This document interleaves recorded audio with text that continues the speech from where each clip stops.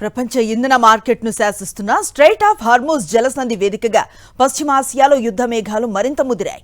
ఇరాన్పై America అధ్యక్షుడు Donald Trump సంచలన వ్యాఖ్యలు చేశారు.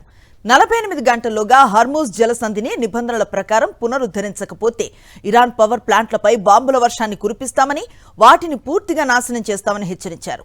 ట్రంప్ ఇచ్చిన ఈ డెడ్ లైన్ ఇప్పుడు ప్రపంచవ్యాప్తంగా పెను సంచలనాన్ని రేపుతోంది.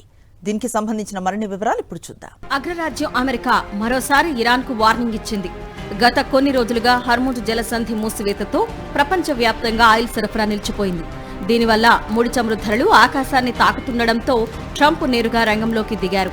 తన ట్రూత్ సోషల్ వేదికగా ఇరాన్ పాలకులకు అల్టిమేటం జారీ చేశారు. ఈ పోస్టులో ట్రంప్ ఏమన్నారంటే, ఒకవేళ ఇరాన్ ఎటువంటి బెదిరింపులు లేకుండా హర్ముజ్ జలసంధిని 48 గంటల్లోగా పూర్తిగా తెరవకపోతే ఆ దేశంలోని ప్రధాన విద్యుత్ కేంద్రాలను అమెరికా ధ్వంసం చేస్తుంది.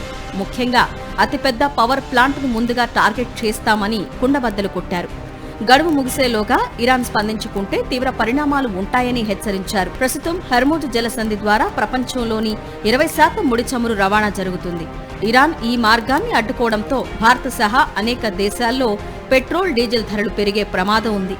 ఇప్పటికే గల్ఫ్ దేశాల్లో టెన్షన్ నెలకొంది.